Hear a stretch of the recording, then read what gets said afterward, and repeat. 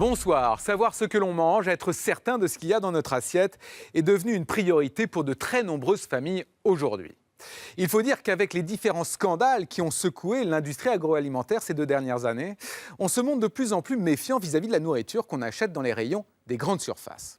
Alors justement, dans ce contexte, il y a un type de produit qui connaît un très fort succès, ce sont les produits du terroir. Des produits qui, pour la plupart d'entre nous, sont synonymes de qualité, car ils sont censés être faits en France selon des méthodes traditionnelles. Mais est-ce vraiment le cas ? Dans quelles conditions ces produits typiquement français que nous achetons en masse sont-ils fabriqués ? Peut-on réellement avoir confiance ? Vous allez le voir, cette enquête nous a mené de surprise en surprise. Voici un document de Zaïna Isabachen. Aujourd'hui, dans les hypermarchés, il y a un type de produit qui prend de plus en plus de place dans nos rayons. Ce sont les produits du terroir. Il faut dire qu'avec les récents scandales alimentaires sur les produits préparés, nous sommes devenus prudents, voire méfiants sur ce que nous achetons. Et justement, pour beaucoup de Français, les produits du terroir sont des produits qui inspirent confiance, des produits de qualité. Mais est-ce toujours le cas ? C'est ce que nous avons voulu savoir. Depuis le jambon traditionnel du sud-ouest, jusqu'aux escargots qui viennent du centre de la France, en passant par toutes sortes de fruits et légumes et de produits frais, nous avons mené l'enquête pour découvrir qui sont ceux qui les produisent. Regardez-moi ces petits culs là. Regardez si c'est joli.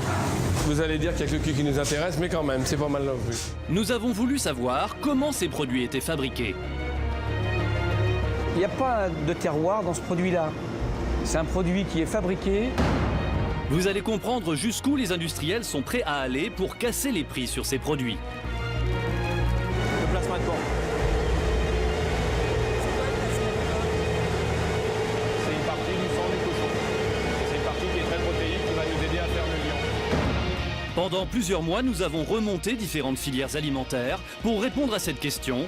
Les produits du terroir sont-ils vraiment made in France ?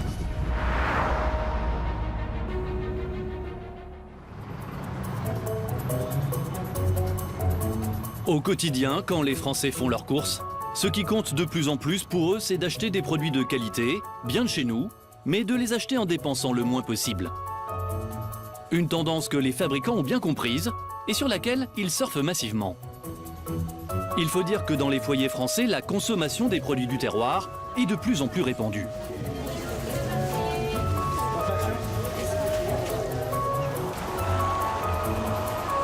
Il est 20h. Nous sommes en plein cœur de Paris. Alban et son épouse préparent ensemble le dîner. Qu'est-ce qu'on mange ce soir? Il y a des œufs et du jambon, donc on va faire une omelette au jambon de Bayonne. Ok. Ça te va? Ok, ouais, cool. Ok. Du jambon cru, Alban et son épouse en raffolent. Ça va?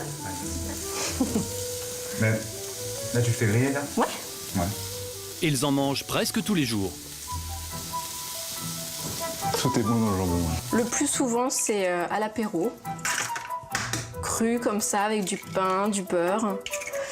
Mais de temps en temps, voilà, ça fait du bien de changer. Et voilà, avec l'omelette chaud, c'est bon aussi. Et le jambon qu'ils préfèrent, c'est le jambon de Bayonne. T'en veux encore ou c'est bon comme ça? Faut en mettre une. Et quand Alban achète son jambon, il veille à une chose, cette petite étiquette sur la barquette. C'est officiellement de Bayonne, très typique, hein, la province. Et la typo basque, comme quoi censé être du Pays basque. Car si le jambon de Bayonne est pour eux un bon jambon, Ouais, tiens donc, hein. c'est que c'est un vrai produit du terroir. Ah, ce petit jambon. Pourtant, le jambon qu'Alban et Sandrine dégustent ce soir, Quand même, il est temps. Non, mais il est bon, non, mais ça j'avoue, ça se mange tout seul. C'est la finesse de ils l'ont acheté en supermarché.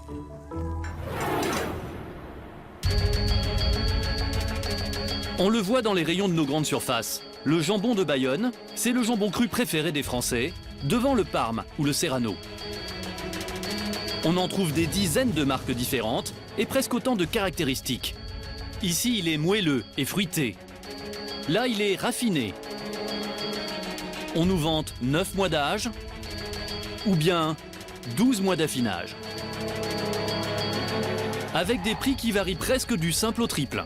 1,99 € ou 5,30 € pour 6 tranches. Alors comment expliquer de telles différences? Comment sont fabriqués ces jambons de Bayonne qui nous sont présentés comme des produits typiquement made in France? Et surtout, cette promesse de terroir est-elle vraiment tenue par les industriels qui les produisent?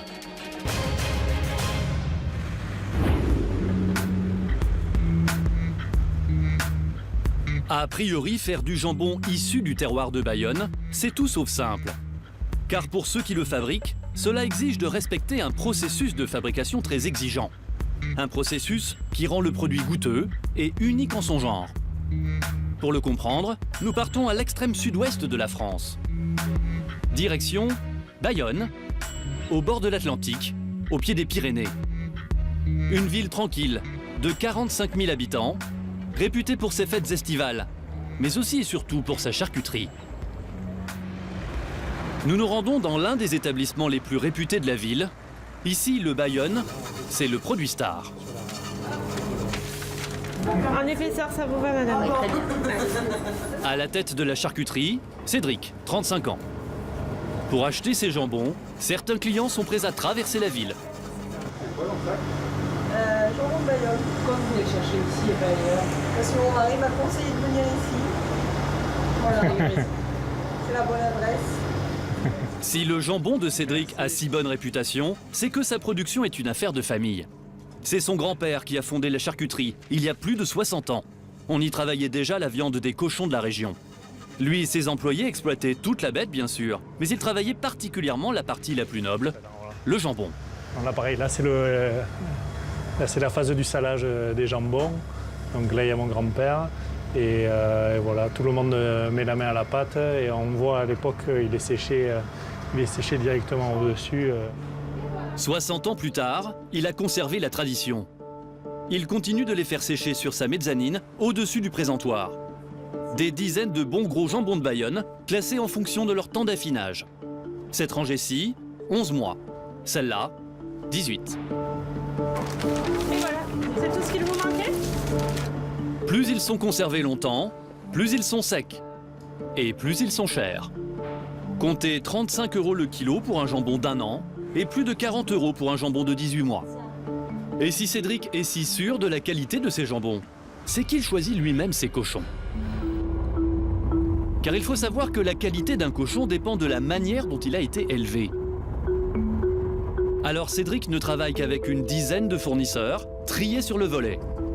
Et vous allez voir comment ces éleveurs réussissent à lui assurer une viande de qualité. Nous partons à quelques kilomètres seulement au nord de Bayonne, dans un des élevages les plus réputés de la région. 200 hectares entre clairières et châtaigniers.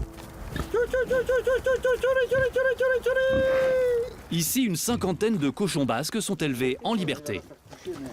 À la tête de l'exploitation, Marcel Saint-Jean, un ancien charcutier.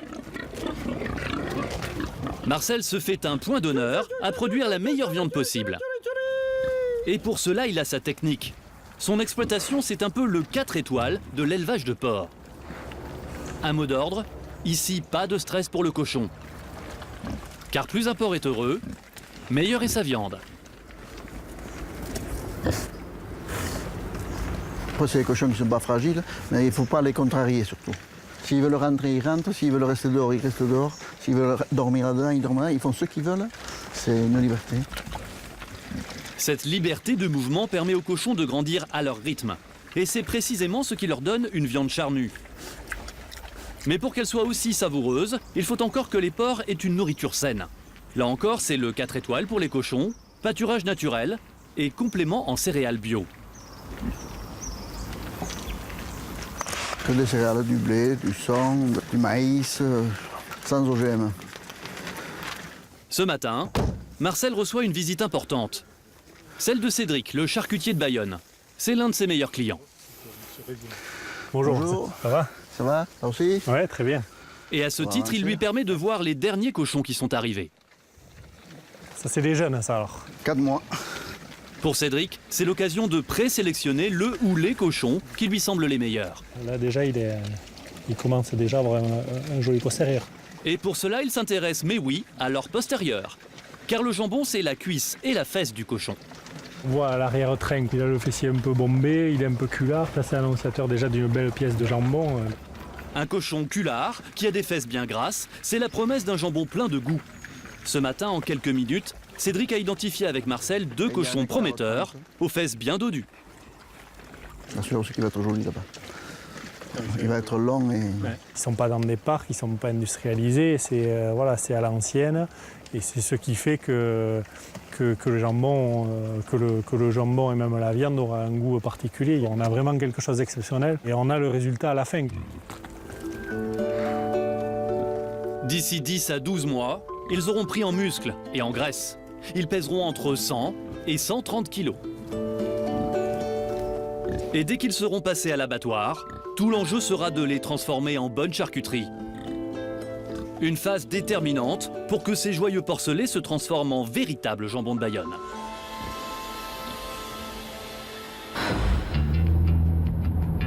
Pour cela, les jambons vont être salés et stockés selon un savoir-faire particulier.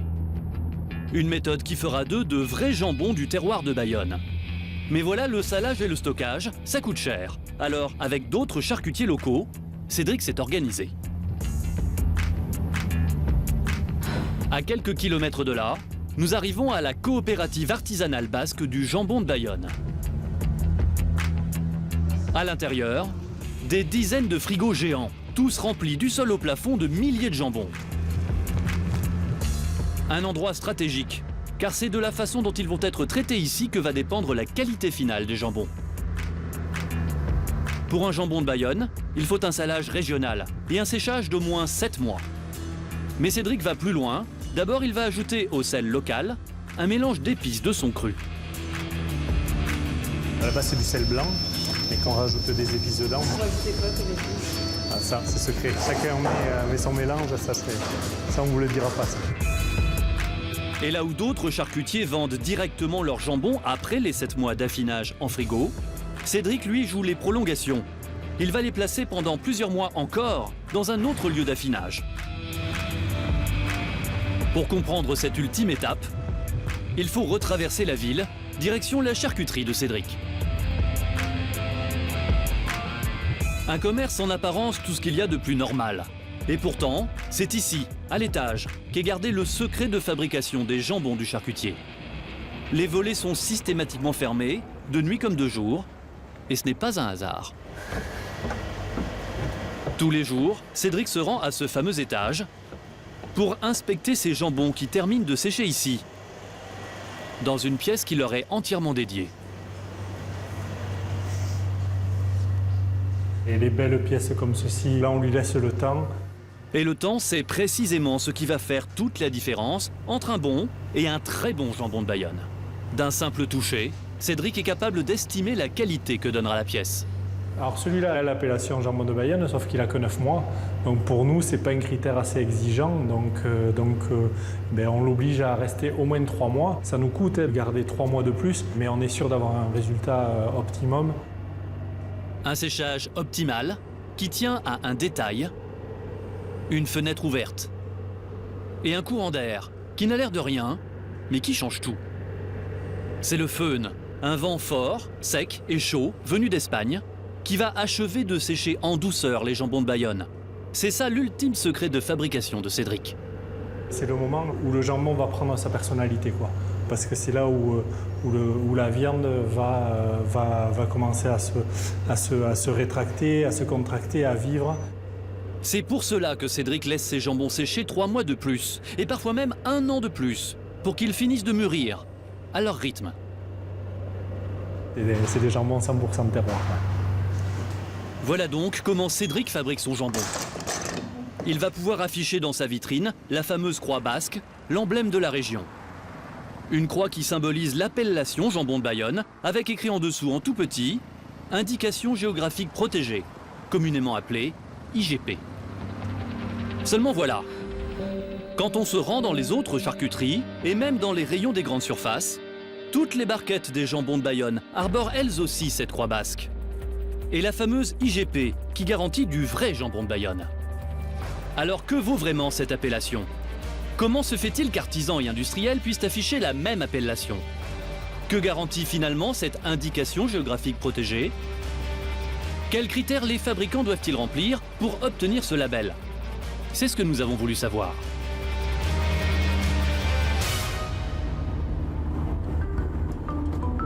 Nous quittons la côte atlantique. À une centaine de kilomètres à l'est de Bayonne, Arzac, une ville de 5000 habitants. Bernard Dupont est le maire d'une petite commune des environs. Et le jambon de Bayonne, c'est une de ses fiertés. Bonjour, bonjour. Je rentre dans la boîte. Il a même participé à la création d'une curiosité locale assez surprenante, un musée du jambon, érigé à la gloire de la charcuterie régionale. Ici, dans tous les recoins du bâtiment, le cochon est une star absolue. Affiches de cinéma, gravures publicitaires, portraits hauts en couleur. La ferme des animaux, la traversée de Paris, très jolies choses, très jolies photos. Bon, et bien sûr, dégustation à la sortie de la visite. Vous avez goûté le jambon là?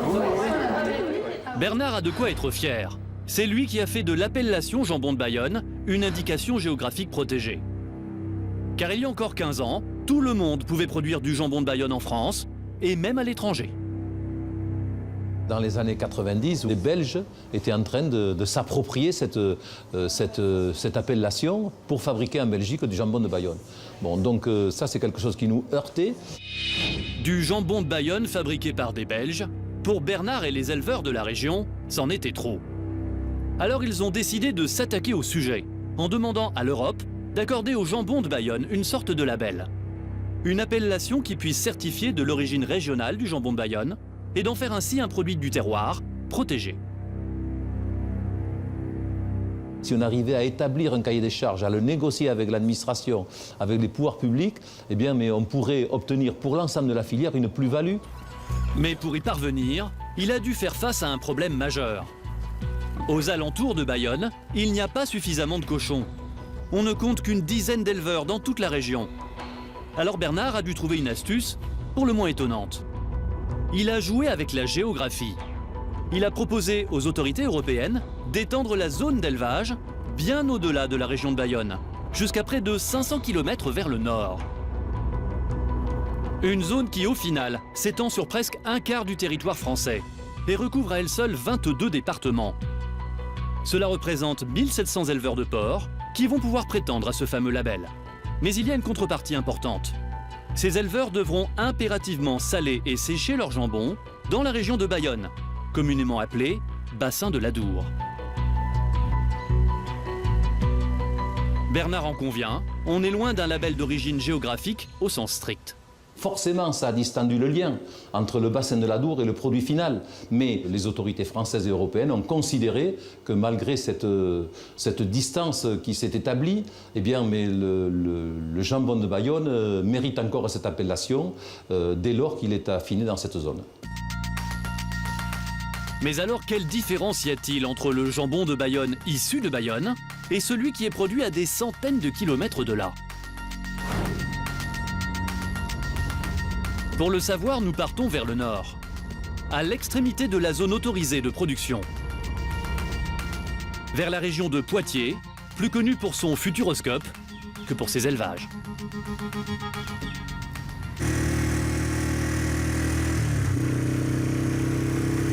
On pendant le Tour de France. Yves Desbiens est un homme qui aime la vitesse. À 55 ans, chaque semaine, il emmène son fils en quad parcourir les 350 hectares de sa propriété. Un énorme domaine agricole où il cultive principalement des céréales. Du blé, de l'orge et du maïs. Mais il élève aussi des cochons, dont une bonne partie donne du jambon de Bayonne. Ouais, il y a 48 truies qui mettent bas toutes les 5 semaines. Soit 600 cochons qui voient le jour chaque année.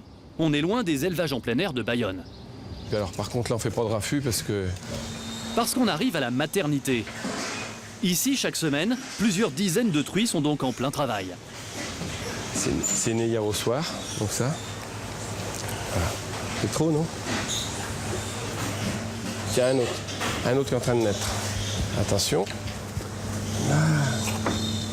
À chaque portée, ce sont 10 à 20 porcelets qui voient le jour. Super. Pour avoir le moins de pertes possible, Yves les enduit d'une couche de talc et d'argile pour les sécher. Et pour éviter qu'ils ne prennent froid, il les remet sous une lampe chauffante.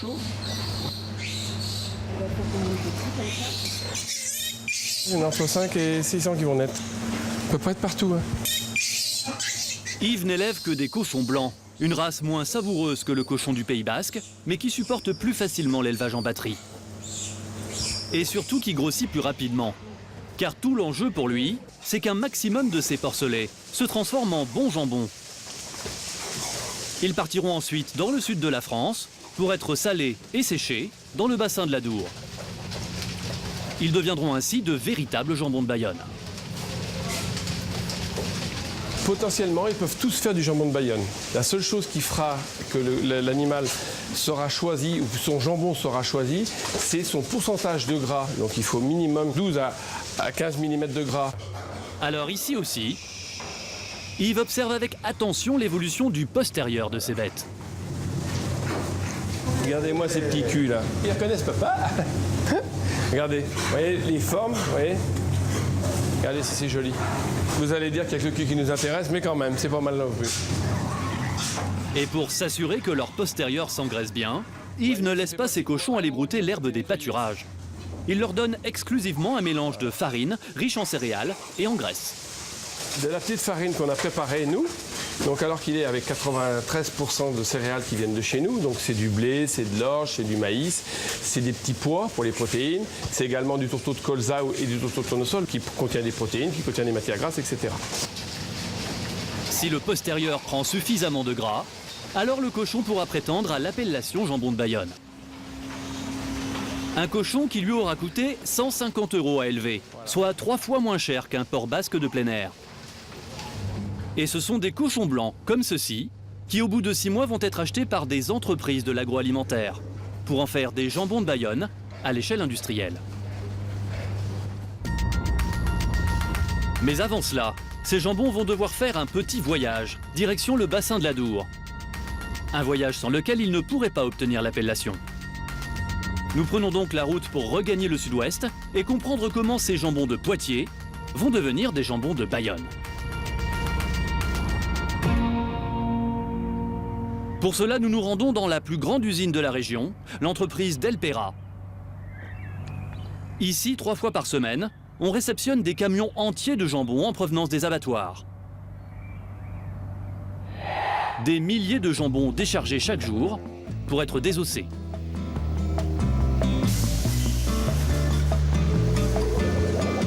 Il faut savoir que plus d'une barquette sur 2 vendue en grande surface en France est fabriquée ici. Au total, près d'1 million de barquettes par an.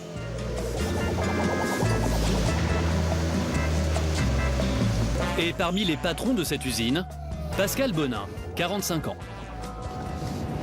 À réception, nous contrôlons individuellement chaque jambon de façon à valider qu'il respecte bien l'ensemble des exigences du cahier des charges du jambon de Bayonne. Tout l'enjeu pour sa société est donc de respecter les critères de l'appellation jambon de Bayonne, mais en réduisant au maximum les coûts de fabrication. Pour y arriver, il va faire des économies sur tout. D'abord, il achète des jambons de cochon blanc, issus d'un élevage intensif. Ces jambons lui coûtent 3 fois moins cher à l'achat que des jambons de cochon basque élevés en plein air. Ensuite, il va opter pour un salage classique. Donc, ici, nous réalisons l'étape de salage. Ensuite, le jambon est massé de façon à l'assouplir et extraire le sang résiduel. Ensuite, il est frotté sur toute sa surface avec du sel.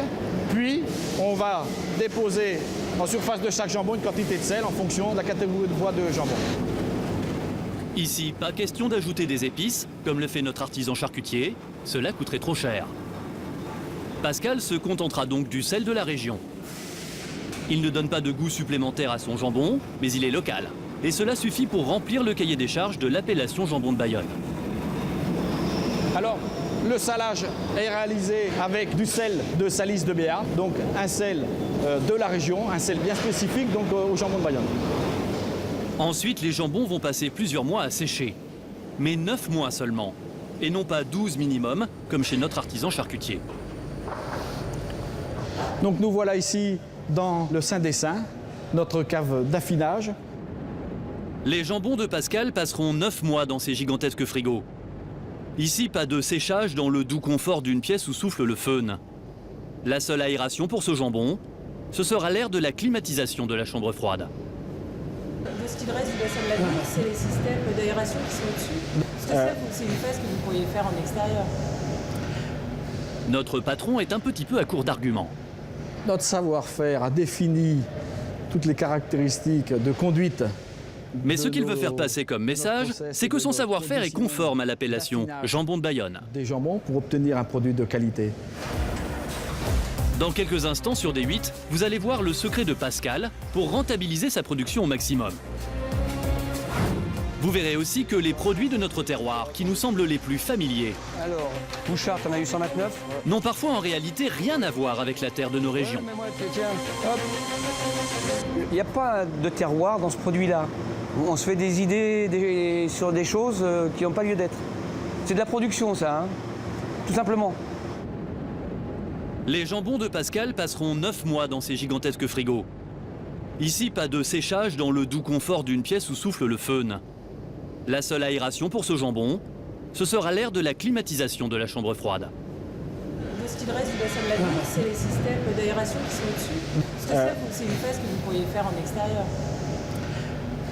Notre patron est un petit peu à court d'arguments. Notre savoir-faire a défini toutes les caractéristiques de conduite. Mais ce qu'il veut faire passer comme message, c'est que son savoir-faire est conforme à l'appellation jambon de Bayonne. Des jambons pour obtenir un produit de qualité. Et pour lui, l'une des étapes cruciales, c'est celle de l'emballage de sa viande. Car tout l'enjeu est de réduire au maximum les déchets et d'exploiter au mieux chaque partie du jambon. Voici comment il s'y prend. Le jambon est tassé en cubes pour faire rentrer la viande, une fois découpée, dans une barquette rectangulaire. Cela évite les pertes. Tout est étudié au millimètre. Les morceaux les plus nobles seront aussi les plus chers. Et inversement. Donc en fonction du type de qualité visuelle que vous voulez sur le produit, par exemple par rapport au taux de gras, quand on veut vraiment le cœur sans gras, donc ça impacte directement le prix de revient du jambon. Et voilà comment, avec des cochons blancs de Poitiers, du sel sans aromate et un séchage limité, Pascal réussit à produire un pur jambon de Bayonne, qui terminera dans les rayons de nos grandes surfaces. Une viande qui coûte, en fonction de la taille et de la quantité de gras qu'elle contient, de 19 à 34 € le kilo. Le problème, c'est que le consommateur, lui, n'a aucun moyen de s'y retrouver. Car sur les étiquettes, il n'y aura aucune référence à l'origine des cochons, ni au mode de salage, au type de séchage ou à la qualité de la tranche achetée. Alors comment le consommateur peut-il savoir à quel type de jambon de Bayonne il a affaire ?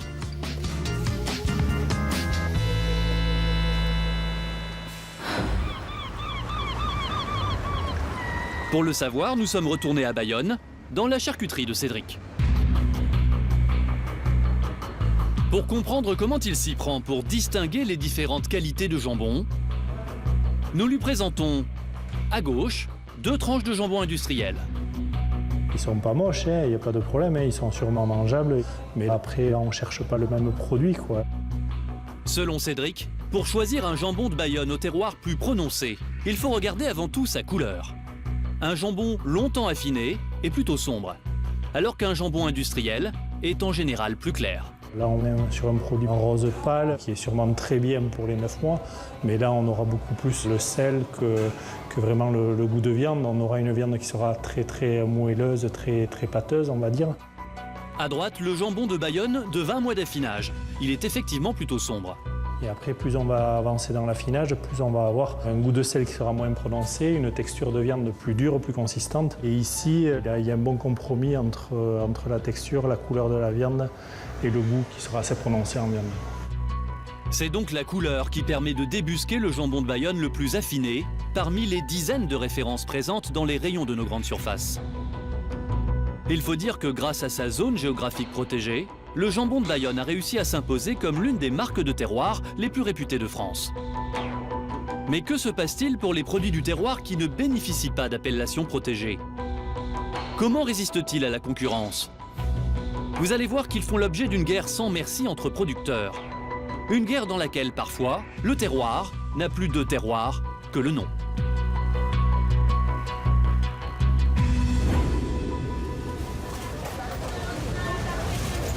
Samedi matin, sur un marché parisien, à 2 pas de la place de la Bastille. Alors, si la barquette de champignons, alors 2 € la barquette de champignons. C'est la pleine saison des champignons. Si la barquette de champignons, alors... Oh, Et il y en a de toutes sortes. Mais la star des étals, c'est le champignon de Paris. Un champignon dont le nom, pour la plupart des consommateurs, indique clairement sa provenance. Un résistant. Champignon de Paris. Ça vient des régions autour de Paris. Donc d'une champignière à Paris. Paris, sa région. On prend pas dedans pour discuter. Les Français en mangent en moyenne presque 1 kilo par an. C'est 3 fois plus qu'il y a 10 ans.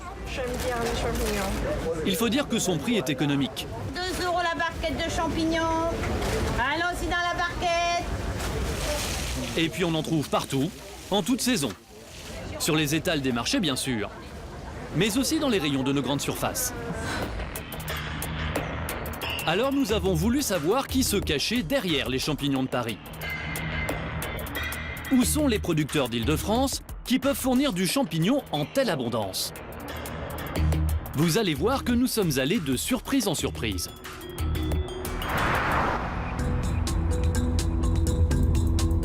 Notre enquête nous mène au départ dans le principal lieu de production d'Île-de-France. Nous sommes aux abords de Paris, dans les Yvelines, à Montesson. Rien ne semble indiquer que nous nous trouvons dans un haut lieu de la culture du champignon. Pas de ramasseurs du dimanche, et pour cause, tout se joue discrètement. Au bout de ce chemin communal, qui mène au cœur des falaises de calcaire.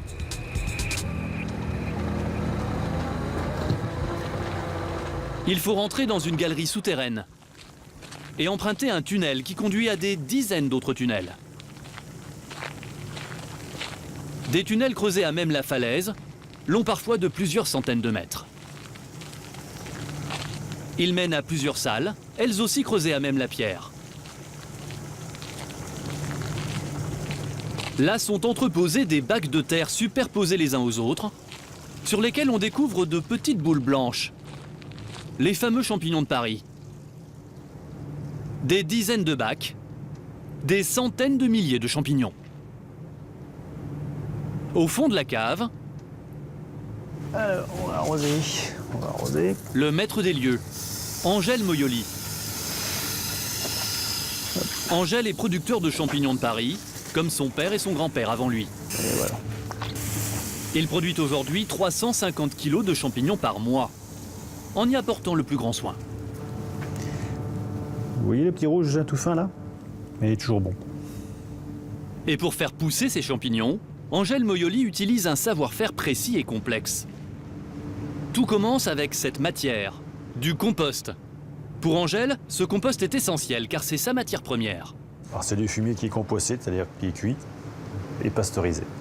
Il est tout blanc, il est ensemencé et le mycélium s'est développé. Tout ce qui est blanc, c'est tout le filament. Un fumier de cheval qui a été cuit et qui, au contact de l'humidité naturelle de la paille, va faire naître de petites boules blanches par milliers.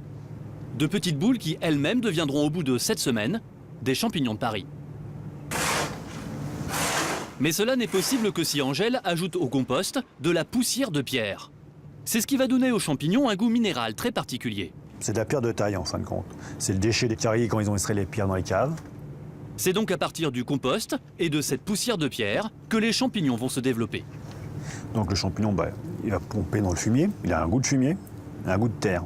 L'ambiance, ça fait une odeur aussi particulière dans la cave. Le champignon, c'est un filtre, il garde cette odeur-là. Voilà.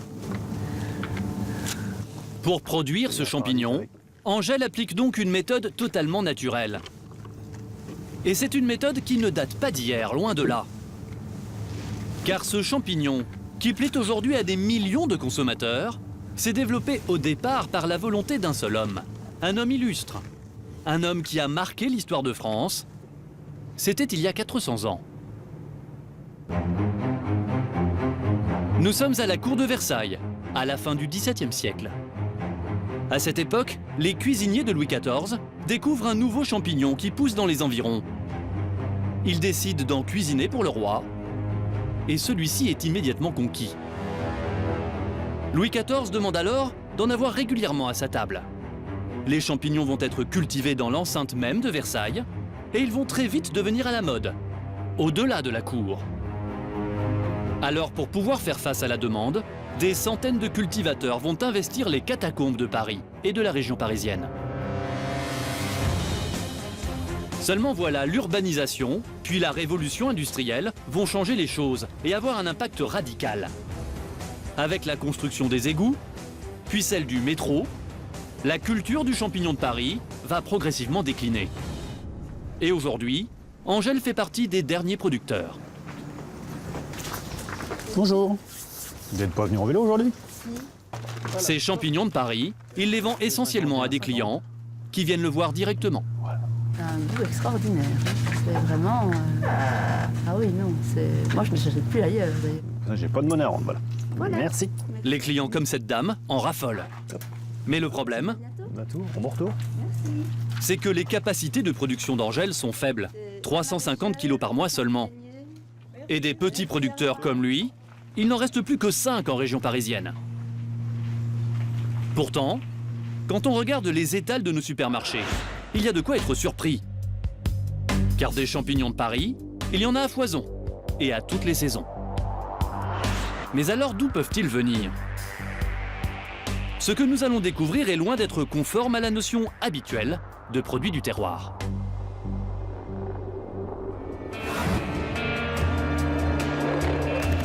C'est en allant à Rungis, le plus grand marché alimentaire d'Europe, que nous allons nous rendre compte d'un phénomène qui est en train de se développer.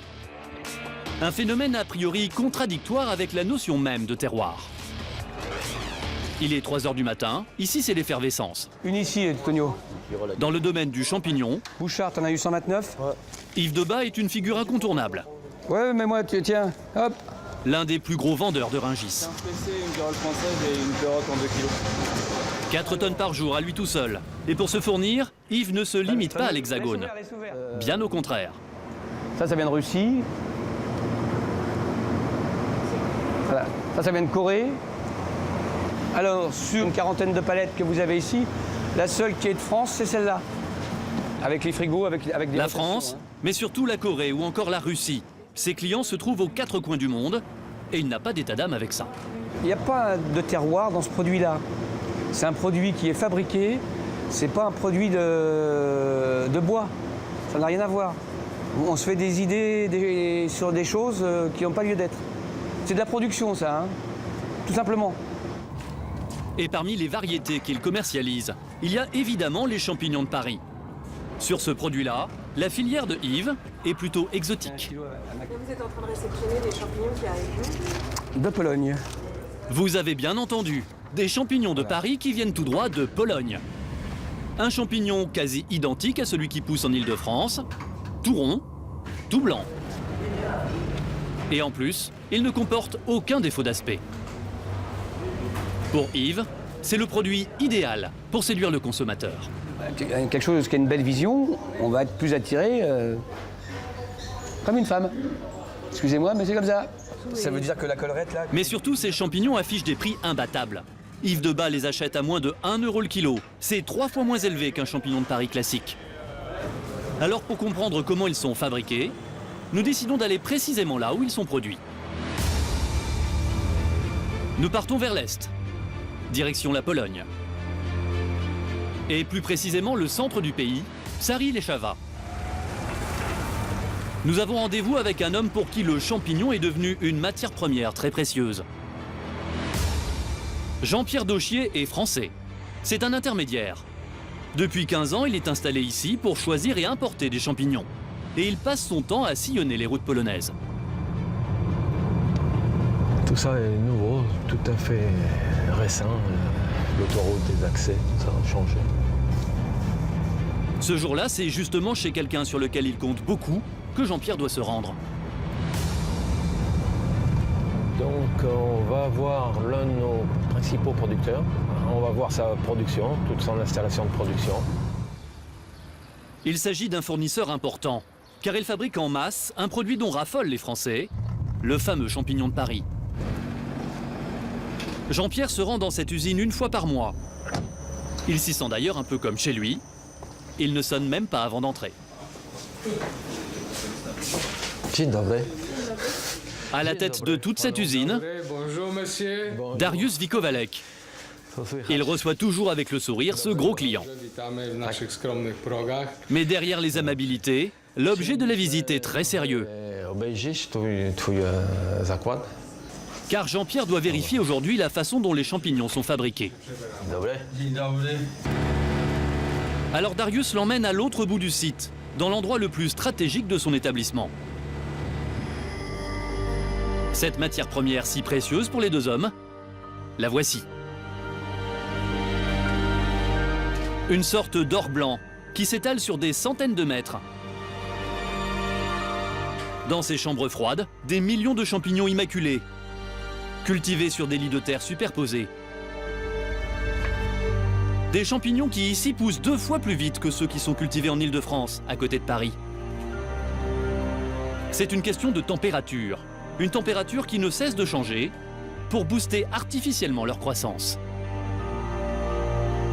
En jouant sur la température, on peut activer la pousse ou au contraire la ralentir. C'est le seul moyen d'influer sur cette pousse de champignons et l'influence peut être importante.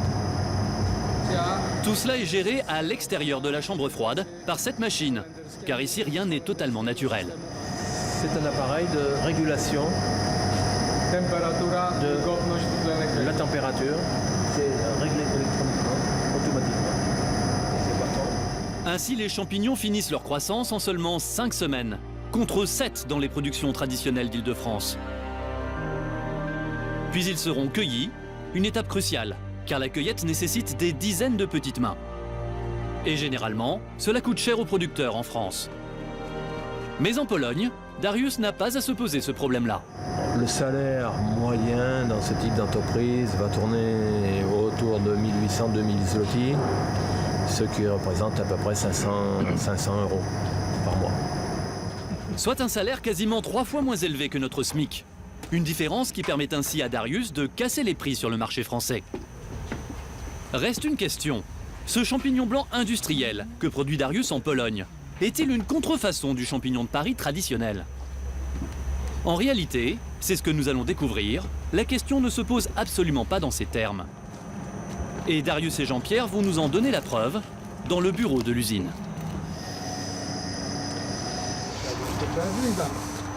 Ah ouais, c'est écrit là, Pieczarki. Voilà. Dans cette revue spécialisée, c'est écrit en toutes lettres. Pieczarki, c'est l'appellation du champignon polonais, un champignon dont notre industriel ignore d'ailleurs qu'il porte un tout autre nom en France. Tu savais qu'en français, ça s'appelle champignon de Paris? Chez vous, c'est Pieczarki. Oui, c'est ça. Chez nous, ça s'appelle Pieczarki.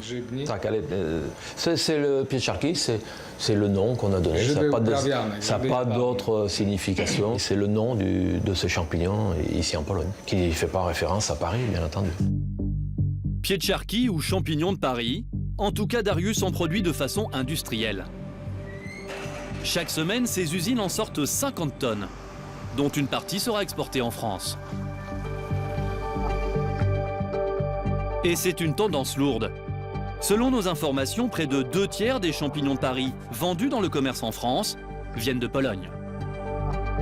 Alors face à cette déferlante, certains producteurs français ont réagi. Et vous allez voir que leurs méthodes sont pour le moins surprenantes. Nous partons pour le nord de la France. Crouy, 3000 habitants. Ici, une petite révolution est en train d'avoir lieu. Une révolution menée par un producteur traditionnel de champignons, un certain Vincent Grandozzi. Il y a quelques mois, face à l'invasion de la concurrence de produits low cost, il a décidé de tout transformer. Il a fait un énorme emprunt et il s'est acheté ce bâtiment, ou plutôt, cette usine. Voilà. D'immenses chambres froides, des lits superposés à la polonaise, des centaines de milliers d'embryons de champignons. Voilà donc les nouvelles méthodes de Vincent pour faire de ce lieu une machine à fabriquer du champignon de Paris. Tout ça se gère grâce à un ordinateur Une culture commandée par ordinateur pour suivre la croissance des champignons la température du compost, et modifier la température en fonction des besoins. le taux de CO2, Une méthode qui n'a donc plus rien à voir avec l'agriculture traditionnelle appliquée aux bons vieux produits du terroir. Mais bon, c'est sûr que pour nous, ça a été un changement de métier parce qu'il a si vous voulez, dans les carrières, on travaillait beaucoup plus empiriquement. On travaillait plus au feeling qu'avec un analyseur de CO2. Que là, il suffit d'appuyer sur un bouton et 1 heure après, votre salle, elle a changé de physionomie. Vincent produit ainsi plus de 1000 tonnes de champignons par an, de façon quasi automatique et standardisée. Mais voilà, il lui reste un problème, et pas des moindres. Pour le comprendre, il faut quitter l'atelier et se rendre là où traditionnellement il cultivait ses champignons, dans les carrières.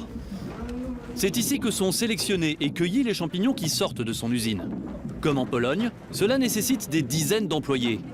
25 cueilleurs au total, payés au SMIC, 3 fois plus cher qu'en Pologne. Le prix du champignon, c'est entre 60-65%, c'est de la main-d'œuvre. Donc voilà, c'est la plus grosse charge, c'est la main-d'œuvre. Une charge qui n'est pas sans conséquence sur les prix de Vincent. Aujourd'hui, ces champignons sont vendus en grande surface 2 fois plus cher que ceux de ses concurrents polonais. Alors pour essayer de faire la différence, il tente de jouer sur une petite astuce marketing qui, espère-t-il, séduira le consommateur. C'est une étiquette bleu, blanc, rouge. Les premières étiquettes qu'on a faites, c'était celle-ci. Et puis on a gardé cette cocarde. C'est un peu notre marque de fabrique, quoi. Nos clients nous reconnaissent grâce à ça. Vincent fait partie d'une nouvelle génération de producteurs qui tentent de faire de la résistance.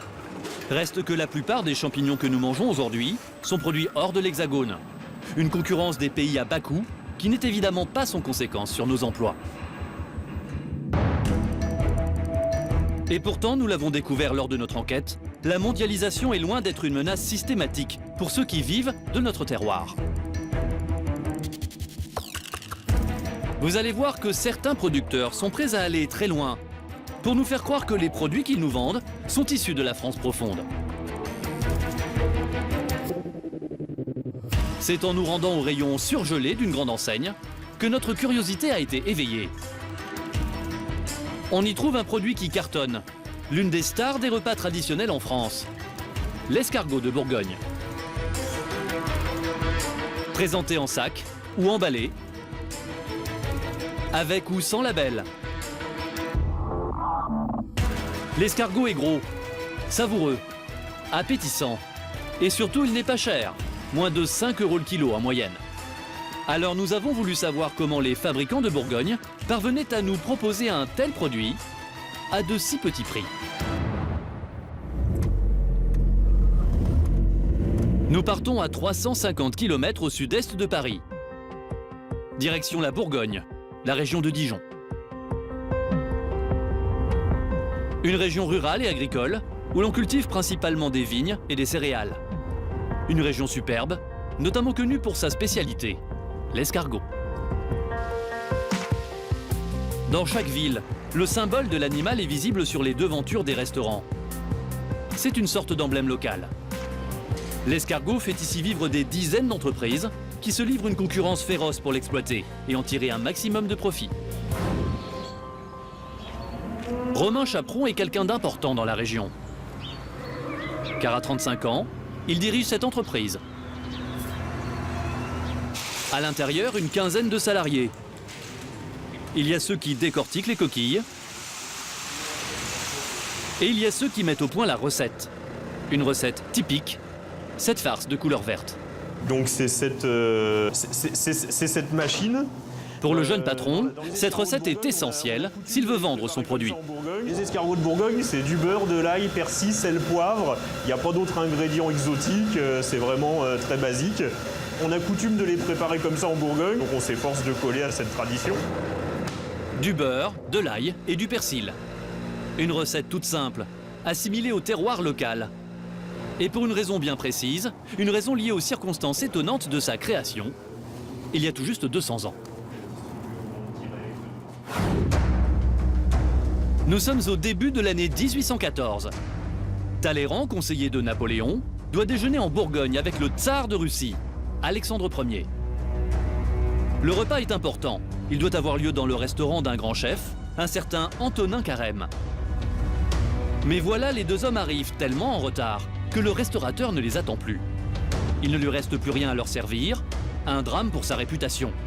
C'est en voyant des escargots dans son jardin qu'il va décider de les cuisiner comme de la viande. Mais il le sait, ce plat risque de rebuter ses hôtes. Alors il va jouer de quelques subterfuges. Il va ajouter de l'ail et du persil pour donner du goût et adoucir la vue. Il va ajouter également du beurre pour faciliter la déglutition. Une recette totalement improvisée, mais qui s'avère payante. Le tsar est immédiatement conquis. En rentrant en Russie, il va dénommer ses escargots « escargots de Bourgogne ».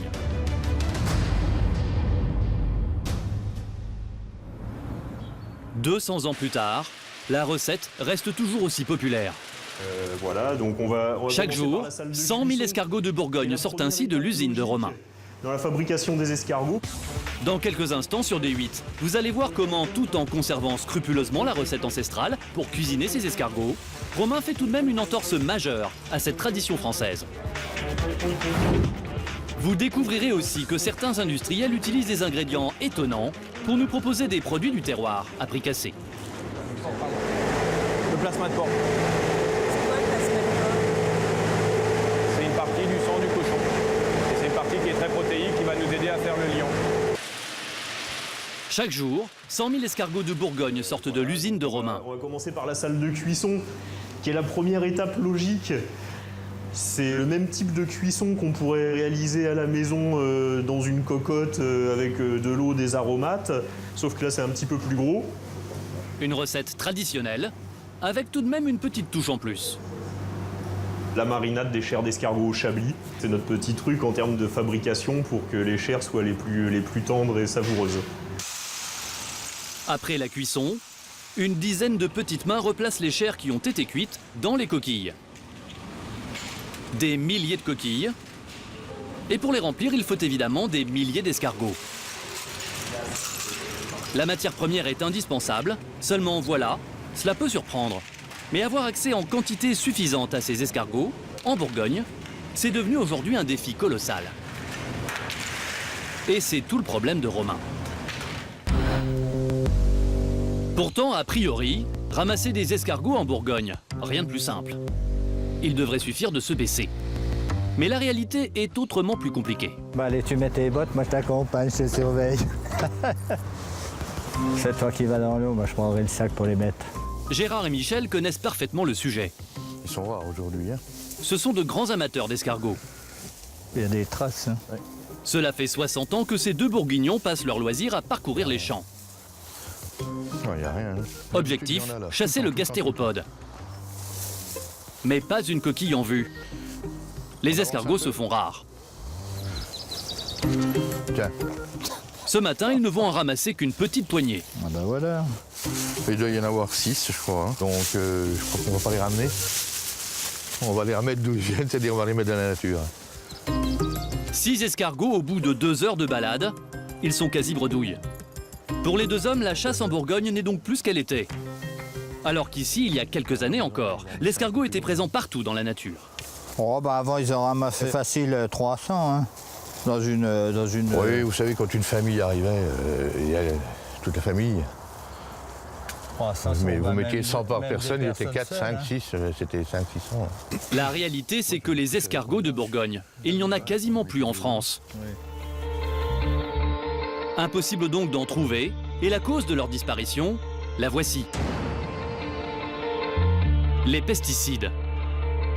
Les agriculteurs en ont arrosé des milliers d'hectares pour booster la culture intensive des céréales. Ces pulvérisations massives, qui ont lieu depuis 50 ans, tuent les mauvaises herbes. Mais elles tuent aussi les escargots. L'escargot de Bourgogne a pour nom scientifique Helix pomacia, une espèce en voie de disparition, qui est aujourd'hui une espèce protégée. C'est écrit en toutes lettres, dans la loi. Une loi qui vise la réduction, voire l'interdiction du ramassage des spécimens vivants d'Helix pomacia. Mais alors comment les industriels de la région font-ils pour se fournir en quantité toute l'année, alors qu'il n'y a plus d'escargots en Bourgogne? Nous sommes retournés dans l'entreprise de Romain, notre jeune patron. C'est en observant les étiquettes de ces produits que nous avons trouvé un début de réponse. A priori, tout ici semble made in France. L'appellation escargot de Bourgogne, le petit drapeau tricolore, l'évocation du terroir. Mais lorsqu'on y regarde de plus près, on peut lire une mention d'origine écrite en tout petit sur le paquet. Et l'on découvre que notre escargot de Bourgogne provient en réalité de Hongrie. Cela peut paraître surprenant, mais ça ne l'est pas pour Romain. C'est une mention communicante dont on aurait tort de se priver, puisque c'est un fait. On se contente d'appeler les choses par leur nom. Les gens qui achètent un berger allemand peuvent l'acheter dans un schnill qu'il l'aura vu naître à côté de chez eux, et pas seulement en Allemagne. L'escargot de Bourgogne, c'est une espèce au même titre. La Hongrie, pour Romain, est loin d'être un lieu exotique. Vous allez voir comment ce pays d'Europe centrale est devenu indispensable pour son business. Nous quittons Dijon pour le centre du continent. Direction la Hongrie. À 200 km de Budapest, dans la région de Szalasengrot. Une région rurale où l'on trouve de grands espaces entièrement préservés. C'est un lieu qu'apprécie tout particulièrement William Chaperon.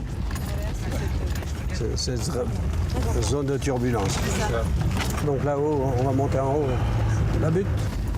Surtout lorsqu'il parcourt les chemins de campagne à fond dans son 4x4. Attention, c'est ici, il faut vraiment attention. C'est pas sûr que tu peux passer. Moi, je passe. C'est là. Ça passe où ça passe. William vit en Hongrie depuis 10 ans. Il est le père de Romain, le jeune patron bourguignon. Et s'il s'est installé ici, c'est justement pour ramasser des escargots et approvisionner l'entreprise familiale en France qu'il a fondée. Car à l'entendre, dans cette région, des escargots, il y en a en quantité astronomique. Cette année, par exemple, vous avez ramassé combien d'escargots? À peu près 600 tonnes. C'est variable. Cette année, c'était une année très sèche. La collecte était très difficile. Vous avez bien entendu, 600 tonnes d'escargots pour une mauvaise année. Et selon William, s'il y en a autant, c'est parce qu'ici, il n'y a pas eu d'agriculture intensive, comme en France. La nature est restée à l'état sauvage. Pourquoi est-ce qu'il y a encore des escargots en Hongrie et plus en France? Ici, on les trouve en quantité importante parce que les traitements de sol sont limités. Les zones sauvages, herbeuses sont protégées. Alors la Hongrie, c'est la terre promise pour William. D'autant que l'escargot ici est rigoureusement le même qu'en Bourgogne. À droite de l'écran, l'escargot hongrois, strictement identique à celui de Bourgogne, à gauche. Dans les deux cas, il s'agit d'Helix pomacia. Au moment de notre tournage, il y en avait peu qui se baladaient sous nos yeux dans la nature, car nous étions en plein été, la basse saison pour le ramassage. Pourtant, William et son employé en ont tout de même trouvé quelques-uns. Des Helix pomacia recroquevillés, comme celui-ci. Disons que celui-ci, là, il se protège déjà. Il est rentré et avec le froid, dans quelques temps, il sera operculé. La période de l'été est donc très calme dans la région. Mais quand vient l'automne, c'est une toute autre histoire. Le ramassage devient alors massif. Il suffit d'observer ce qui se passe dans l'usine de William, ici en Hongrie, pour s'en rendre compte.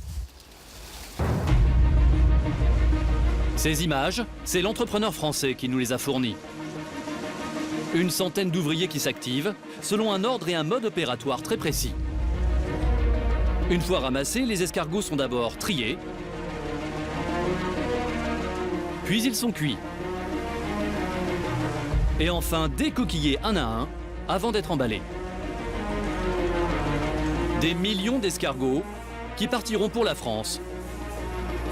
Ils seront envoyés en Bourgogne, dans l'entreprise familiale, chez Romain, le fils de William.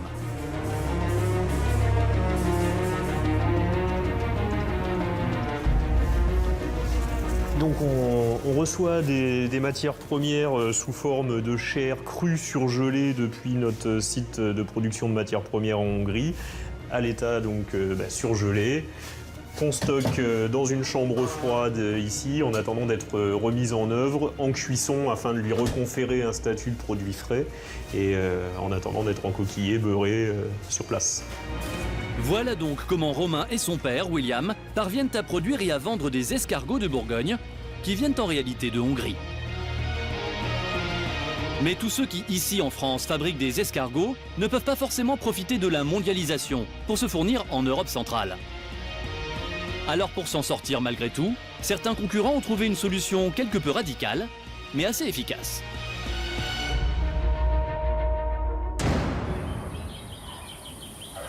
Nous sommes à quelques kilomètres de Beaune, dans le village de Verneau. Sous ces filets, au grand air, des dizaines de milliers d'escargots qui grandissent paisiblement. Voilà, bon, bah là, il y en a un petit peu sur les planches. C'est l'élevage de Frédéric Marcouillou. Après, ils vont chercher la fraîcheur du sol. Dans son exploitation, il n'y a pas d'Helix pomacia, les escargots de Bourgogne traditionnels. Car rappelez-vous, en France, il est interdit de les ramasser pour les commercialiser. Alors Frédéric a fait le choix d'élever une toute autre espèce, le gros gris. Ce que j'élève moi, c'est celui-ci, le gros gris. Et le pourtour, ici, va être très foncé. Il est plutôt dans les noirs.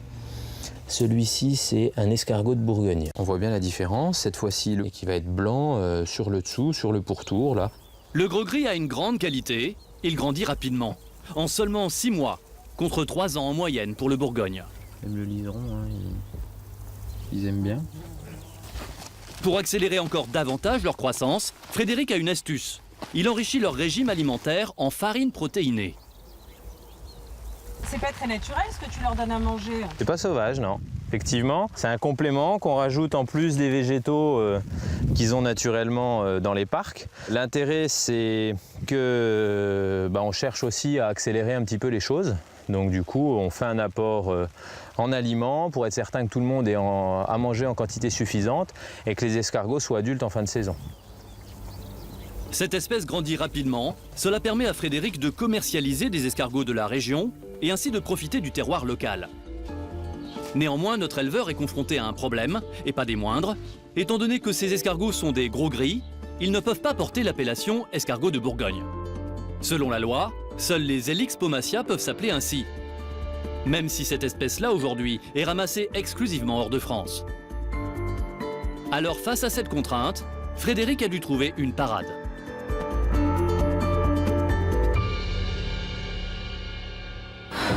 Nous retrouvons notre éleveur dans ses ateliers, en cuisine. C'est ici qu'il prépare les plats qu'il mettra ensuite en vente. Pour cela, il ébouillante ses escargots. Il extrait ensuite les chairs qui serviront de viande. Puis il s'assure de la solidité des coquilles. Car la croissance accélérée du gros gris les rend parfois assez fragiles. Donc là, on a une coquille qui est belle. Elle est bien bordée, elle est suffisamment solide. Donc celle-là, on peut la garder. Une comme ça, par exemple, où là, on va avoir un bord tranchant et qui peut être dangereux pour le consommateur. Et bien celle-ci, on va l'acheter. L'objectif, quand même, c'est d'en avoir un maximum de réutilisables. Donc en pourcentage, c'est 50% des coquilles qu'on va récupérer. Et voilà ce qui va se passer pour les coquilles utilisables. Il va les remplir avec de la chair et avec une farce qu'il a cuisinée en suivant la recette traditionnelle de l'escargot de Bourgogne. Donc là, ici, ça c'est la farce que je suis en train de faire, où on a le beurre qui est déjà mélangé avec ail, échalote, sel, poivre. Puis là, je suis en train de mouliner le persil pour pouvoir l'ajouter et obtenir la farce finale. Ces gros gris, cuisinés au beurre aillé et persillé, Frédéric le sait, il ne pourra pas les commercialiser comme des escargots de Bourgogne. Alors pour capter le maximum de consommateurs, il a décidé de jouer sur les mots. Auprès du public, il vend un escargot bourguignon. C'est d'ailleurs écrit en toutes lettres sur la devanture de son magasin. Cette astuce marketing lui permet de prendre toutes sortes de libertés. Bonjour. Bonjour. Entrez. Ce matin-là, ce client va vite s'en rendre compte. Il souhaite acheter des escargots. Je vais voir les escargots qui m'intéresseraient là pour... Et voilà comment Frédéric va le conseiller. Qu'est-ce qui vous intéresse comme recette? Sachant que je fais des escargots en coquille très traditionnels. Je fais aussi des choses avec du fromage, avec des tomates ou avec des champignons. À côté des escargots traditionnels, Frédéric propose donc toutes sortes de produits qui n'ont rien à voir avec la recette d'origine. Je préfère avoir quelque chose de nouveauté là. Une présentation qui ne choque nullement notre client. Avec les 4 parfums, si vous voulez découvrir. Oui, ça c'est encore mieux, oui. C'est donc avec une boîte d'escargots, fromage, tomates et champignons qu'il va repartir. Alors... Une bonne journée. Merci beaucoup. À bientôt. Au revoir. Au revoir. On va régaler avec ça. Régalez-vous bien. Des escargots aux 4 parfums, décidément Frédéric est créatif. Ce qui compte avant tout pour lui, c'est de vendre des produits de consommation en exploitant au maximum le filon de la Bourgogne. Ça s'appelle l'escargot bourguignon parce que je suis en Bourgogne, que mes escargots sont donc bourguignons. Les gens, quand ils cherchent de l'escargot, bien souvent, ils ne cherchent pas escargot, ils cherchent escargot de Bourgogne. Et si moi, je n'ai pas une consonante bourguignonne alors que j'y suis en Bourgogne, je risque de passer à côté de mes consommateurs. Alors finalement, consommer de l'escargot de Bourgogne ou consommer de l'escargot élevé en Bourgogne, pour eux, ça ne fait pas forcément une grande différence. Ils goûtent, si l'escargot leur plaît, c'est leur principal critère. Et Frédéric est loin d'être le seul à procéder de cette façon. Comme lui, 250 éleveurs fabriquent en France de l'escargot à la bourguignonne. Une recette qui se retrouve ainsi vendue juste à côté des escargots de Bourgogne. Mais quelle que soit la recette, les consommateurs en raffolent. Les Français en mangent 15 000 tonnes chaque année. Il faut dire que la consommation des produits du terroir ne cesse de se développer. Et elle ne se limite pas aux rayons des hypermarchés. Elle gagne aussi la restauration. Certains établissements, vous allez le voir, sont prêts à aller très loin pour surfer sur le créneau lucratif du terroir. Quitte parfois à exploiter à fond le goût des Français pour certains plats extrêmement populaires.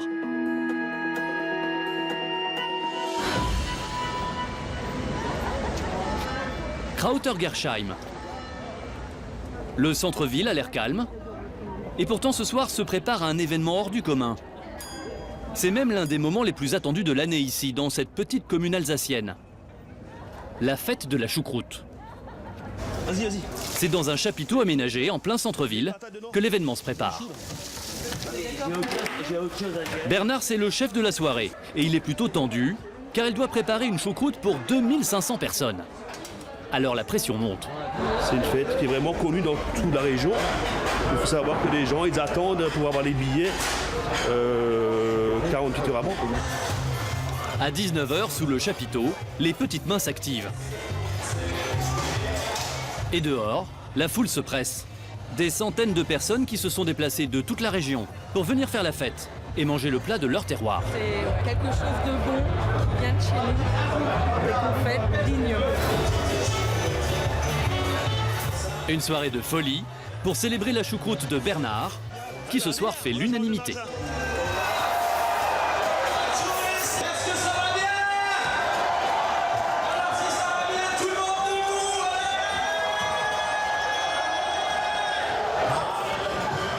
Toute la nuit, les habitants de cette petite commune d'Alsace vont danser et faire la fête en l'honneur de ce plat typique de leur région. Et si c'est l'un des seuls lieux en France à fêter la choucroute, ce plat est apprécié bien au-delà de l'Alsace. Il est même devenu l'un des plats traditionnels stars aujourd'hui, un plat que les Français consomment surtout au restaurant. Des centaines de brasseries en ont même fait leur spécialité. Alors nous avons voulu savoir comment cette recette y est réellement préparée et ce que valent les choucroutes que nous mangeons dans ces établissements.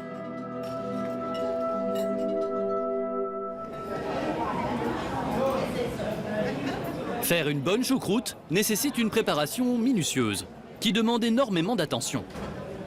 Nous sommes à Strasbourg, la capitale de l'Alsace. Ici, il y a un endroit connu pour la qualité de sa cuisine, c'est cette brasserie. Et sa spécialité, c'est la choucroute. Ce matin, Michel est concentré. Il faut dire que la journée s'annonce chargée. Son restaurant va servir une vingtaine de choucroutes à l'heure lors du déjeuner. Alors pas question de relâcher l'attention. Il va vérifier la qualité de chaque ingrédient, à commencer par le chou. Non, on est bien, on est... C'est acide, c'est salé, c'est juteux, ça croque. Donc c'est parfait. Donc maintenant le but, c'est d'essayer de garder toutes ces qualités, mais en le cuisant. Et pour ce faire, Michel va laisser mijoter de l'ail et des oignons dans de la graisse d'oie. Avant d'y ajouter une couche de choucroute. Passons aux choses sérieuses. Donc là, elle a été rincée pour enlever un peu d'acidité et pressée pour enlever le surplus d'eau. Sur la choucroute, Michel va déposer plusieurs morceaux de lard. Puis ajouter le reste de la choucroute. Et enfin arroser le tout d'un vin alsacien. L'ensemble va ainsi mijoter près de 2 heures. Ouais, je vais dire que là, pendant au moins la prochaine heure et demie, on est tranquille. On a le temps de faire d'autres choses. 2 heures plus tard, la choucroute cuite va refroidir. Elle est alors recouverte d'un film plastique. Ça n'a l'air de rien, mais ce film sera déterminant pour la phase finale de la préparation. Les 2 x 6 qui sont sous ma salamandre. 1 heure plus tard, les clients arrivent, c'est le rush en cuisine. Ici, décoré, épluché, cloché, on envoie. Les premières choucroutes sont commandées. Elles vont être réchauffées 5 minutes, en douceur, dans un four à vapeur. Une étape importante, car c'est à ce moment précis qu'une choucroute gagne en saveur, ou au contraire perd tout son goût.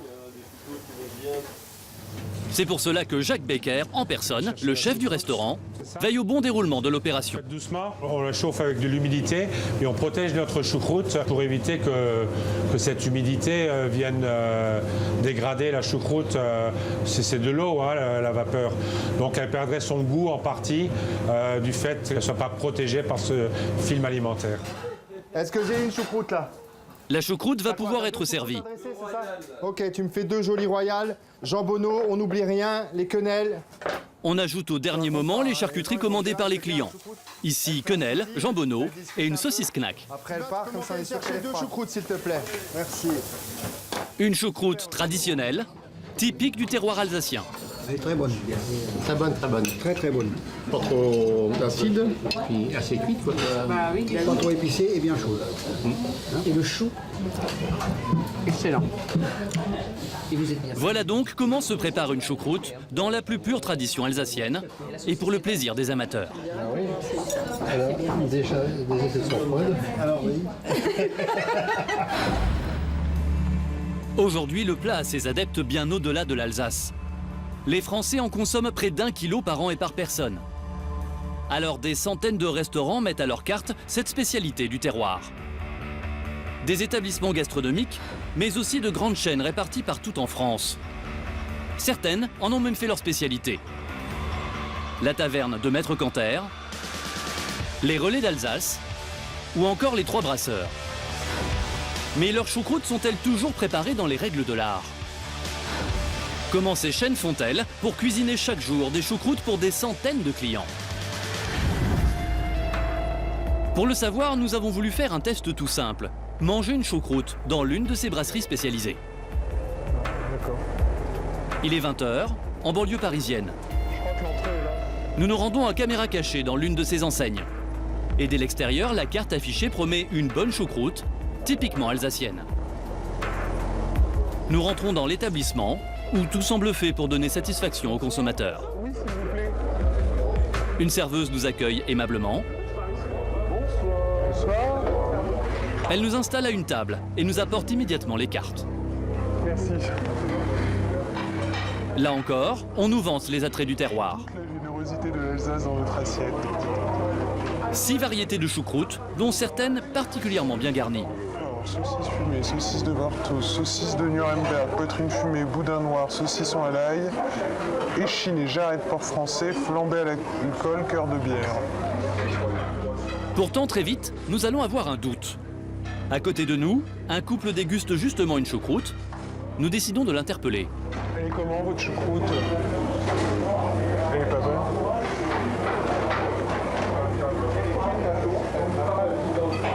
Elle est cuite à l'eau et elle n'a pas de goût.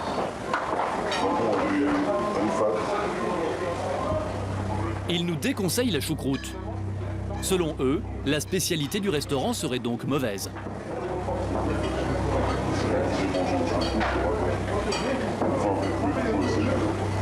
Mais bon. Vous me conseillez laquelle? Lorsque la serveuse revient prendre la commande, nous lui demandons comment sont faites ces choucroutes. Et sa réponse est pour le moins surprenante. Alors, dites-moi, elle est cuite avec quoi, votre choucroute? C'est-à-dire, madame, avec du vin blanc? Ouais, c'est ça. Avec du vin blanc. D'accord. Elles sont faites maison? Pas non.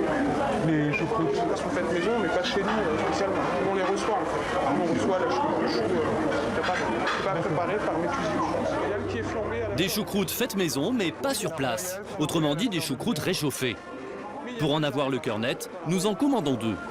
Je vais prendre la... Très bien, c'est très bien. Une dizaine de minutes plus tard, la serveuse revient avec 2 choucroutes gargantuesques. Sans jarret, hein. Nous commençons à manger. Et nous constatons par nous-mêmes que le plat n'est effectivement pas aussi savoureux qu'on nous l'avait promis. Le chou baigne dans l'eau et la saucisse a peu de goût. Alors quand la serveuse revient quelques instants plus tard pour nous demander notre avis, nous lui répondons que nous sommes déçus. La choucroute n'a pas beaucoup de goût.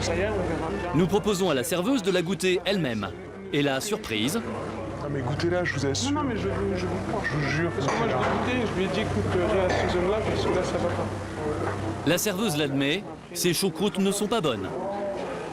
Elle va même prendre l'initiative de nous offrir les repas. Merci.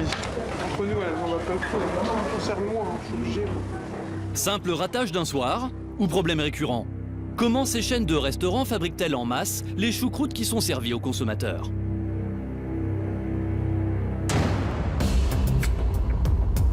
Pour le savoir, nous nous rendons chez ceux qui fabriquent cette choucroute. Nous partons direction l'est de la France, l'Alsace, à une vingtaine de kilomètres de Strasbourg, dans la petite commune de Krautergersheim. En alsacien, cela signifie la ville du chou, et elle porte bien son nom, car c'est de ces champs que proviennent les 3/4 des choucroutes alsaciennes consommées en France. Nous sommes en automne. C'est justement le début de la récolte des choux. Ouais, comme avant, ouais. Cette exploitation, c'est celle de Thierry Angstelm, le plus gros producteur de choucroute de toute la région. On a toujours fait comme ça, c'est la choucrouterie Angstelm et fabrique exclusivement ses choux destinés, on fait à sa choucroute. Ce sont donc ces choux qui vont être transformés en choucroute. Une opération qui se passe à quelques kilomètres de là, dans son usine. À peine arrivé, le trognon du chou va être enlevé, trop amer pour être consommé. On va couper le cendre du chou, je vais vous montrer ça. C'est cette partie libérée justement, tout le reste donnera de la choucroute. Puis les choux vont passer dans une sorte de mixeur géant qui va les couper en fines lamelles. C'est là que les choux vont prendre cette forme si caractéristique de filament. Mais à ce stade, on ne peut pas encore parler de choucroute, car pour cela, il faut d'abord que le chou fermente. À partir de là, on n'intervient plus sur le produit, on va le faire fermenter. Le chou va reposer dans ces grandes cuves pendant 3 semaines. C'est alors, et alors seulement, qu'il sera devenu une vraie choucroute. Comme je disais tout à l'heure, c'est bien une choucroute longue et fine, bien sûr issue du terroir alsacien, justement qui est belle, qui est longue, qui est bien blanche, qui présente bien. À ce stade, la choucroute est encore crue. Il reste donc une étape pour Thierry, avant de fournir ses clients, une étape déterminante, la cuisson. On va arriver à la partie cuisson de la choucroute. Car aujourd'hui, 9 restaurateurs sur 10 ne veulent plus s'embarrasser avec de la choucroute crue. Ils lui réclament des choucroutes déjà cuites. C'est vrai que bon, la tendance est complètement inversée depuis une dizaine d'années. Autant aujourd'hui on est rendu à 3/3 de choucroute cuisinée pour 1/3 cru. Ce qui était vraiment l'inverse il y a encore 10 ans. Alors Thierry s'est mis à cuisiner la choucroute dans son usine. Une cuisson à l'échelle industrielle, dans ces marmites géantes, qui peuvent contenir jusqu'à 500 kilos. La choucroute va être imposée dans les grands paniers qui va mijoter pendant 1h30 dans nos marmottes de cuisson à 105 degrés. Voilà comment Thierry fabrique sa choucroute pour des dizaines de brasseries en France. Une choucroute qui sera livrée aux 4 coins du pays. Une choucroute typiquement alsacienne que les restaurateurs n'auront plus qu'à sortir de son seau pour la réchauffer. En fait, vous êtes devenus les cuisiniers de la choucroute. C'est vrai qu'on élabore aujourd'hui la choucroute pour nos clients finaux, mais c'est une demande et une évolution des enseignes à ce jour.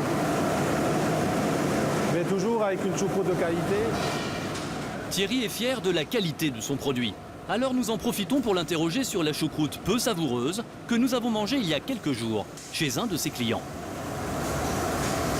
Et vous voyez bien que bon, au départ, toute ma choucroute quand elle part d'ici, elle est claire, elle est agréable, elle est fine, mais je ne suis pas derrière les fourneaux, je ne sais pas qui met en œuvre, je ne sais pas les façons de réchauffer propres à chaque coche, je ne sais pas comment est présentée la choucroute sur assiette, est-elle égouttée, est-elle recuite, est-ce que la choucroute est-elle réchauffée 2 fois, est-elle réchauffée 3 fois, je suis incapable de le dire.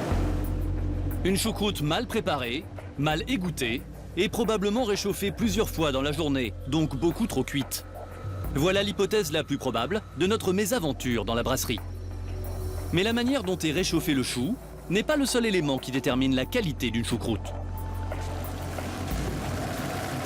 Pour le comprendre, nous repartons dans la brasserie réputée, à Strasbourg.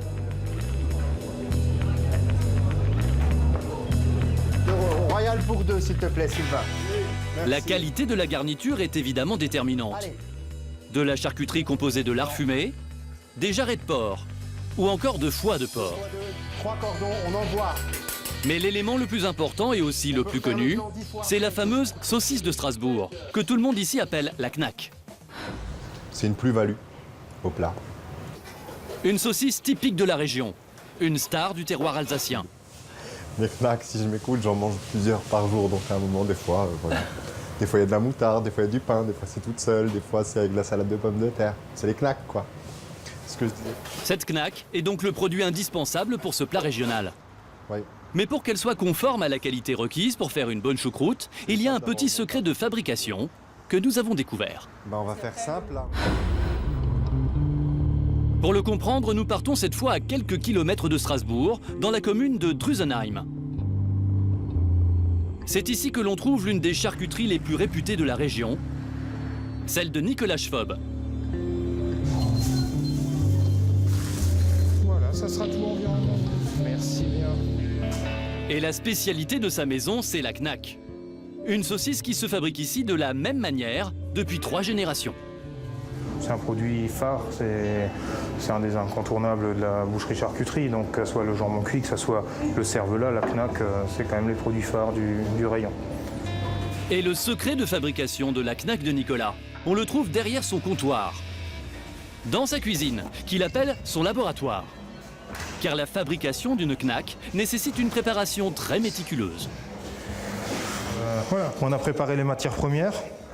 Donc on travaille essentiellement de la gorge et de la viande maigre. La viande, c'est composé pour un tiers de bœuf, un tiers de veau et un tiers de porc.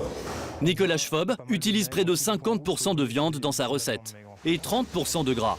Cela peut paraître beaucoup, mais c'est l'une des knacks les moins grasses du marché.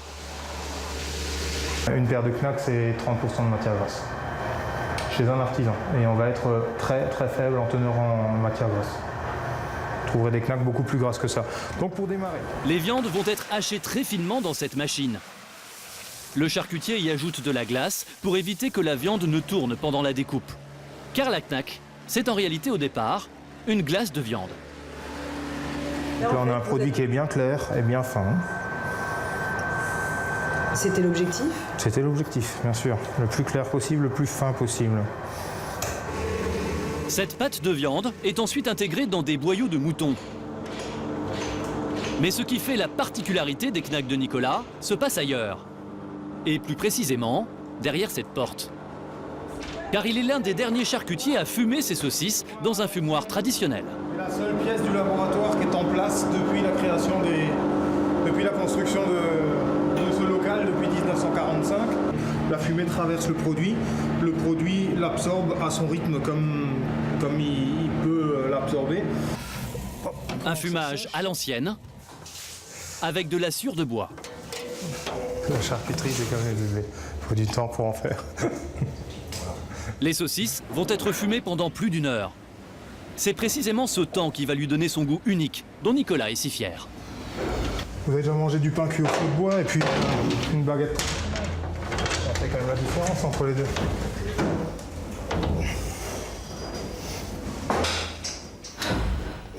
Après le fumage, Nicolas plonge ses saucisses dans une eau bouillante pour les cuire. Et ce n'est qu'après la cuisson que le charcutier peut déterminer si sa knack est réussie. On va déjà vérifier si elle est de qualité, donc on va voir si elle knack. Donc là, vous avez entendu, elle knack bien, on va recommencer. Voilà, donc ça knack sans souci, on va la goûter. On peut déjà voir qu'elle relâche aucun jus. C'est une knack qui est moelleuse, onctueuse, mais qui ne relâche aucun jus, aucune matière grasse. Elle est très bonne. Voilà donc pourquoi les Alsaciens ont donné à la saucisse de Strasbourg ce petit surnom de knack. La vraie knack fait knack. C'est le secret d'une knack réussie. Sauf que tous les restaurants n'utilisent pas des saucisses de la qualité de celle de Nicolas. Certains emploient des saucisses identiques à celles que nous trouvons dans les rayons de nos supermarchés. Et vous allez voir que les industriels n'hésitent pas à prendre quelques arrangements avec la recette originale de la Knack.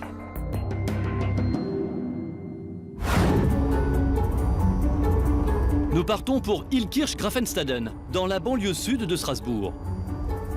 C'est ici qu'est installé Kirn, l'un des grands noms de la charcuterie alsacienne industrielle. À sa tête, Philippe Kirn, 45 ans. Francky, vous avez des knacks en fumage ou pas? Non, pour l'instant. Pas pour l'instant. Il dirige une quarantaine de personnes qui s'activent pour produire de la Knack en série. Bien sûr, comme chez notre petit artisan, c'est la matière première, c'est-à-dire la viande, qui est déterminante. Mais ici, on n'utilise pas les mêmes morceaux que chez notre charcutier. On est dans une zone de désossage. C'est ici que sont traitées les viandes, notamment pour la Knack, où nous avons désossé une viande de porc et de bœuf. Première différence, il n'y a que du bœuf et du porc dans sa Knack. Pas de veau, cela coûte trop cher. On peut utiliser toutes les parties de la viande de bœuf, c'est-à-dire quand vous parez un morceau de faux filet, on va prendre des viandes qui vont tomber du parage. Or, ces morceaux de viande sont parmi les plus gras de l'animal. Conséquence, la Knack chez Kirn contient moins de viande que chez l'artisan traditionnel, 45% seulement, et plus de gras, 35%. Une petite différence avec l'artisan qui a de grandes conséquences sur la recette. Car pour que la saucisse se tienne, il faut plus de maigre que de gras. Alors l'industriel a recours à une astuce. Il va ajouter un ingrédient supplémentaire, cette poudre blanche, qui va lier le tout. Dans le temps, on utilisait beaucoup de protéines de lait. Aujourd'hui, on n'utilise plus par rapport au code des usages. Donc c'est le plasma de porc. C'est une partie du sang du cochon. Et c'est une partie qui est très protéique, qui va nous aider à faire le liant.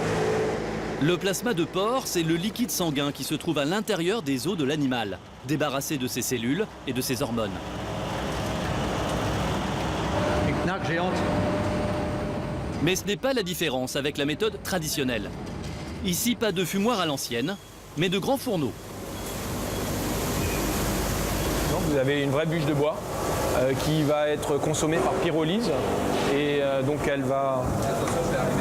Par friction, vous avez une fumée qui va se dégager sur cette vraie bûche de bois et va être injectée dans la cellule. Un système qui permettra à l'industriel de réduire considérablement son temps de fumage. C'est un process qui dure combien de temps, le fumage? 10 minutes ici, au lieu d'1 heure chez notre artisan. Les saucisses ne seront donc fumées que superficiellement. Ensuite, elles prendront une douche pour être refroidies, avant le verdict définitif de notre industriel. Un verdict qui dépend d'un petit bruit. Sa Knack fait-elle bien Knack? Ouais, elle va pas très bien claquer, elle a déjà... Pour cette fois, c'est raté. Malgré tout, la Knack de Philippe est considérée comme l'une des meilleures Knacks industrielles du marché.